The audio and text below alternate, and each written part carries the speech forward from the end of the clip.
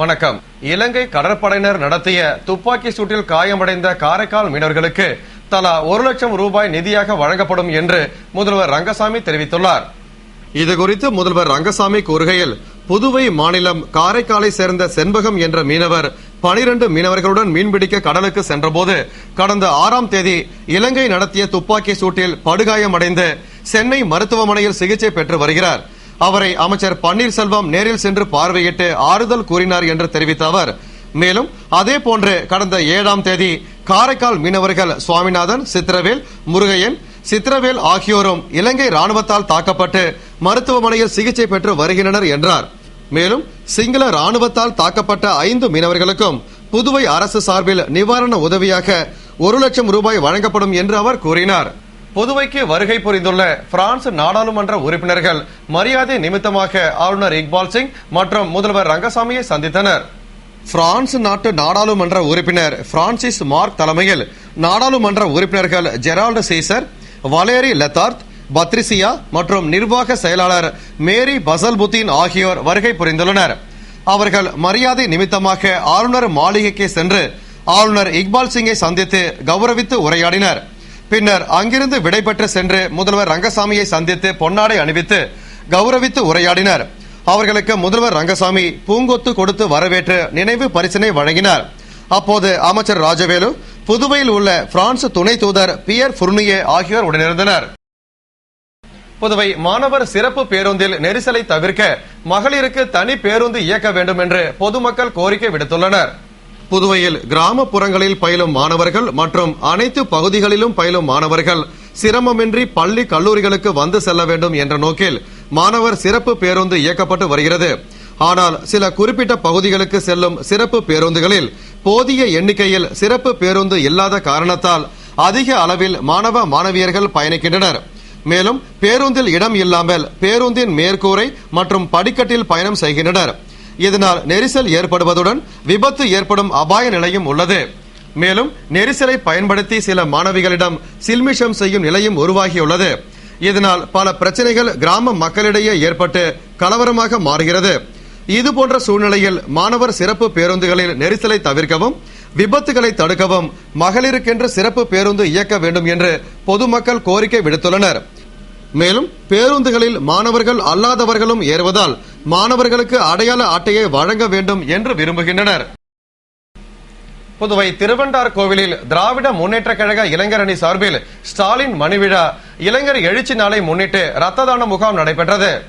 புதுவை திருவண்டார் கோவில் திரௌபதி அம்மன் கோவில் திடலில் திராவிட முன்னேற்ற கழக இளைஞர் அணி சார்பில் பொருளாளர் ஸ்டாலின் மணிவிழா இளைஞர் எழுச்சி நாளை முன்னிட்டு சிறப்பு ரத்த தான முகாம் மாநில இளைஞரணி துணை அமைப்பாளர் திருவண்டார் கோவில் காந்தி தலைமையில் முன்னாள் தொகுதி செயலாளர் குப்புசாமி, இளைஞரணி அமைப்பாளர் முகமது யூனுஸ் முன்னிலையில் நடந்தது. இளைஞரணி துணை அமைப்பாளர்கள் ஐஜி வீரராகு, ஜெயபிரகாஷ், இளம்பருதி, சந்தோஷ்குமார் உள்ளிட்டோர் வரவேற்று பேசிய விழாவில் சிறப்பு விருந்தினராக அன்பகம் கலை கலந்து கொண்டு ரத்த தான முகாமினை துவக்கி வைத்தார். தொடர்ந்து தலைமை செயற்குழு உறுப்பினரும் முன்னாள் நாடாளுமன்ற உறுப்பினருமான சிபி திருநாவுக்கரசு, முன்னாள் இளைஞரணி அமைப்பாளர் சிவா, மாநில துணை அமைப்பாளர் ராஜாராமன், மகளிர் தொண்டரணி பிரச்சார செயலாளர் நளினி சாரங்கன் ஆகியோர் சிறப்பு அழைப்பாளர்களாக கலந்து கொண்டு உரையாற்றிய முகாமில் உப்பளம் ராஜு, சிவா, ராஜ்பவன் இளைஞரணி மோகன் உள்ளிட்ட நிர்வாகிகள் வாழ்த்துரை வழங்கிய நிகழ்ச்சியில் ஏராளமான இளைஞரணியினர் பங்கேற்று ரத்த தானம் வழங்கினர். நிறைவில் திருபுவனை தொகுதி இளைஞரணி துணை அமைப்பாளர் முத்துக்கண்ணு நன்றி கூறினார்.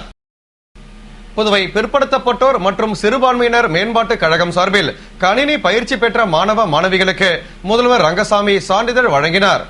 புதுவை பிற்படுத்தப்பட்டோர் மற்றும் சிறுபான்மையினர் மேம்பாட்டு கழகம் சார்பில் கதிர்காமம், நெல்லித்தோப்பு, வில்லியனூர் ஆகிய இடங்களில் கணினி பயிற்சி மையத்தில் மத்திய தகவல் தொழில்நுட்பத் துறையின் 210 மாணவ மாணவிகளுக்கு பயிற்சி அளிக்கப்பட்டு அவர்களுக்கு சான்றிதழ் வழங்கும் நிகழ்ச்சி சட்டப்பேரவையில் உள்ள முதல்வர் அலுவலகத்தில் நடைபெற்றது. இந்நிகழ்ச்சியில் நலத்துறை அமைச்சர் ராஜவேலு மற்றும் பிற்படுத்தப்பட்டோர் சிறுபான்மையினர் மேம்பாட்டு கழக தலைவர் பாலமுருகன் முன்னிலையில் முதல்வர் ரங்கசாமி சான்றிதழ்களை வழங்கினார். அப்போது மேலாண் இயக்குநர் மோகன்தாஸ், சிறப்பு அதிகாரி அன்பழகன், மேலாளர் மனோகரன் ஆகியோர் உடனிருந்தனர். மேலும் இதுபோன்ற பயிற்சி கதிர்காமம், நெல்லித்தோப்பு, வில்லியனூரில் வரும் 25ஆம் தேதி முதல் நடைபெற உள்ளதால் விண்ணப்பங்கள் வரவேற்கப்படுவதாகவும் முதல்வர் ரங்கசாமியின் உத்தரவுப்படி கிருமாம்பாக்கம், திருக்கனூர் மற்றும் காரைக்காலில் விரைவில் இலவச கணினி பயிற்சி ஆரம்பிக்கப்பட உள்ளதாகவும் அதிகாரிகள் தெரிவித்தனர். உலக மகளிர் தினம் அரசு கல்லூரிகளில் சிறப்பாக கொண்டாடப்பட்டது. புதுவை கதிர்காமத்தில் அமைந்துள்ள இந்திரா காந்தி கலை மற்றும் அறிவியல் கல்லூரியின் நாட்டு நலப்பணி திட்டம் சார்பில் உலக மகளிர் தின விழா கொண்டாடப்பட்டது. கல்லூரி உதவி பேராசிரியர் பிரசன்னா வரவேற்ற விழாவில் பொருளாதார பேராசிரியர் சரவணன் நோக்க உரையாற்ற, கல்லூரி முதல்வர் சிவமாதவன் விழாவிற்கு தலைமை தாங்கி மகளிர் தின வாழ்த்துரை வழங்கினார். புதுவை அகில இந்திய வானொலி நிலையத்தின் முதுநிலை அறிவிப்பாளர் திருமதி உமா மோகன் சிறப்பு விருந்தினராக கலந்து கொண்டு நம்மை உணர்வோம் நலமாய் வாழ்வோம் என்ற தலைப்பில் சிறப்புரையாற்றினார். தொடர்ந்து மகளிர் தினத்தையொட்டி நடத்தப்பட்ட பல்வேறு போட்டிகளில் வெற்றி பெற்ற மாணவ மாணவிகளுக்கு பரிசுகளை வழங்கினார். உதவி பேராசிரியர் சிவக்குமார் நன்றி கூறிய விழாவில் பேராசிரியர்கள், மாணவ மாணவிகள் பலர் கலந்து கொண்டனர். இதேபோல மகளிர் தினத்தை முன்னிட்டு ஒருநாள் சிறப்பு கருத்தரங்கு காஞ்சி மாமுனிவர் பட்ட மேற்படிப்பு மைய வளாகத்தில் இயக்குனர் முனைவர் ராமசாமி தலைமையில் நடைபெற்றது. கணினித்துறை மாணவி சித்ரா வரவேற்புரை ஆற்றிய விழாவில் ஜேசிஐ மூத்த உறுப்பினர் தனலட்சுமி கலந்து கொண்டு கருத்தரங்க உரையாற்றினார். கல்லூரியின் நாட்டு நலப்பணி திட்ட அலுவலர்கள் ஏற்பாடு செய்த கருத்தரங்க விழாவில் ஜேசிஐ ரமேஷ் நன்றி கூறினார். கல்லூரியின் நாட்டு நலப்பணி திட்ட மாணவ மாணவிகள் பலர் கருத்தரங்கில் கலந்து கொண்டனர். இதேபோல வில்லியனூர் கஸ்தூரிபா மகளிர் கல்லூரியின் நாட்டு நலப்பணி திட்டம் சார்பில் சர்வதேச மகளிர் தின விழா முகாம் நடைபெற்றது.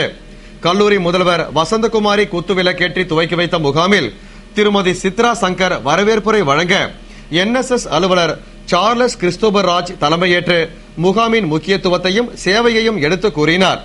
தொடர்ந்து தாகூர் கலைக்கல்லூரி தத்துவத்துறை பேராசிரியர் சம்பத்குமார் சமுதாயத்தில் பெண்களின் பங்கு என்ற தலைப்பில் சிறப்புரையாற்றினார்.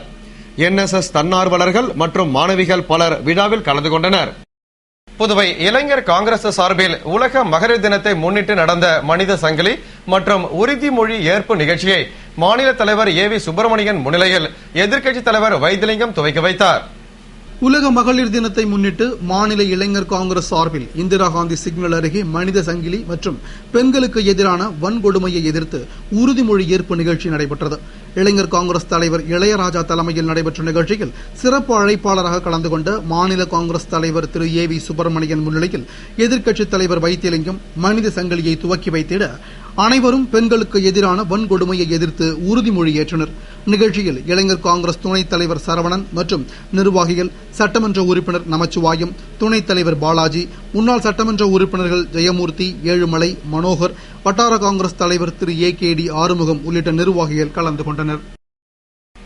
உலக மகளிர் தினத்தை முன்னிட்டு மகளிர் அமைப்புகள் சார்பில் சர்வதேச கருத்தரங்கம் சுதேசி மில் அருகில் நடைபெற்றது. ஜனநாயக மாதர் சங்கம், உழைக்கும் பெண்கள் ஒருங்கிணைப்பு குழு, சமம் பெண்கள் சுயசார்பு இயக்கம் ஆகியவை இணைந்து சர்வதேச மகளிர் தின கருத்தரங்கை சுதேசி மில் அருகில் நடத்தியது. உழைக்கும் பெண்கள் ஒருங்கிணைப்பு குழு சுமதி தலைமையில் சமம் பெண்கள் சுயசார்பு இயக்க நிர்வாகிகள் சரோஜா, கலையரசி ஆகியோர் முன்னிலையில் நடைபெற்ற கருத்தரங்கில் ஜனநாயக மாதர் சங்க மாரிமுத்து வரவேற்க தமிழ்நாடு மாநில ஜனநாயக மாதர் சங்க கீதா சிறப்பு அழைப்பாளராக கலந்து கொண்டு மகளிர் தின சிறப்புரையாற்றினார். மகளிர் அமைப்புகளைச் சேர்ந்த ஏராளமானோர் கலந்து கொண்ட கருத்தரங்கில் பெண்கள் மீதான பாலியல் வன்முறைகளை தடுத்திட வர்மா குழு பரிந்துரைகளை அமல்படுத்திட வேண்டும், நாடாளுமன்றம், சட்டமன்றங்களில் பெண்களில் 33% இடஒதுக்கீட்டை அமல்படுத்த வேண்டும், புதுவை மகளிர் ஆணையத்தை செயல்படுத்த வேண்டும் என்பன உள்ளிட்ட பல்வேறு கோரிக்கைகள் முன்வைக்கப்பட்டன. புதுவை தேசிய ஊரக வேலைவாய்ப்பு திட்டத்தில் பணிபுரியும் ஊழியர்களின் புதிய சங்கம் அமைப்பது குறித்த கலந்தாய்வு கூட்டம் சம்மேளன தலைவர் தலைமையில் நடைபெற்றது. புதுவையில் மகாத்மா காந்தி தேசிய ஊரக வேலை உறுதி திட்டத்தில் பணிபுரியும் ஊழியர்கள் நலனுக்காக புதிய சங்கம் அமைப்பது குறித்த கலந்தாய்வு கூட்டம் அரசு ஊழியர்கள் சங்கங்களின் சம்மேளன தலைவர் பாலமோகனன் தலைமையில் நடைபெற்றது. கூட்டத்தில் திரளான ஊழியர்கள் கலந்து கொண்டு ஊழியர்களுக்கு தொடர்ந்து வேலை வழங்கிட கோரி திட்டத்தை தடையின்றி செயல்படுத்திட வலியுறுத்தியும் சங்கத்தின் மூலமாக போராடுவது என்று முடிவு எடுக்கப்பட்டது. பெண் வன்கொடுமைகளை விசாரிக்க சிறப்பு நீதிமன்றம் அமைக்க வேண்டும் என்று மகளிர் விழிப்புணர்வு பொதுக்கூட்டத்தில் விடுதலை சிறுத்தைகள் கட்சி வலியுறுத்தியுள்ளது. புதுவை விடுதலை சிறுத்தைகள் கட்சியின் மகளிர் விடுதலை இயக்கம் சார்பில் உலக மகளிர் தினத்தை முன்னிட்டு பெண்கள், தலித் குழந்தைகளுக்கு எதிராக தொடரும் வன்கொடுமைகள் குறித்த விழிப்புணர்வு பொதுக்கூட்டம் அபிஷேகப்பாக்கம் அம்பேத்கர் திடலில் ஏகவல்லி தலைமையில் நிர்வாகிகள் முன்னிலையில் நடந்தது.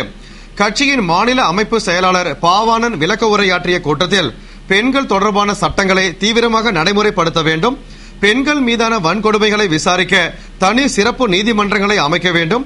பள்ளி கல்லூரிகளில் பெண்ணுரிமை குறித்த விழிப்புணர்வை ஏற்படுத்த வேண்டும். பாதிக்கப்பட்ட பெண்கள் மற்றும் குழந்தைகளுக்கு இழப்பீடு வழங்க போதிய நிதி ஒதுக்கீடு செய்ய வேண்டும் என்பன போன்ற பல்வேறு தீர்மானங்கள் நிறைவேற்றப்பட்டன. புதுவை பாரதிதாசன் மகளிர் கல்லூரியின் 45ஆம் ஆண்டு விழாவில் அமைச்சர் தியாகராஜன் கலந்து கொண்டு மாணவிகளுக்கு பரிசுகளை வழங்கினார். புதுவை முத்தியால்பேட்டையில் அமைந்துள்ள பாரதிதாசன் மகளிர் கல்லூரியின் 45ஆம் ஆண்டு விழா கல்லூரி வளாகத்தில் நடைபெற்றது. கல்லூரி முதல்வர் முனைவர் வரலட்சுமி விழாவிற்கு தலைமை தாங்கி கல்லூரியின் ஓராண்டு கால சாதனைகள் குறித்து ஆண்டறிக்கை வாசிக்க மின்துறை அமைச்சர் தியாகராஜன் சிறப்பு விருந்தினராக கலந்து கொண்டு கல்வியில் சிறந்த மாணவர்களுக்கு தங்கப் பதக்கமும் போட்டியில் வெற்றி பெற்றவர்களுக்கு பரிசுகளையும் வழங்கி வாழ்த்தி பேசிட சிறப்பு நட்சத்திர பேச்சாளராக பேராசிரியர் சாலமன் பாப்பையா கலந்து கொண்டு சிறப்புரையாற்றினார். கல்லூரி பேராசிரியர்கள், மாணவிகள் மற்றும் பெற்றோர்கள் கலந்து கொண்ட விழா மாணவிகளின் கலை நிகழ்ச்சிகளுடன் நிறைவடைந்தது. கணித மேதை ராமானுஜர் நூற்றாண்டு விழாவை முன்னிட்டு கணித ஆசிரியர்களுக்கான 2 நாள் பயிற்சி முகாமின் துவக்க விழா நடைபெற்றது.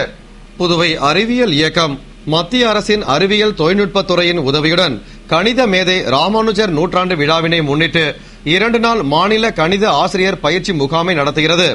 இதன் துவக்க விழா கல்வித்துறை கருத்தரங்க கூடத்தில் அறிவியல் இயக்க பொதுச் செயலாளர் சேகர் வரவேற்க தலைவர் அருள்செல்வன் தலைமையில் துணைத் தலைவர் ஹேமாவதி முன்னிலையில் நடைபெற்றது.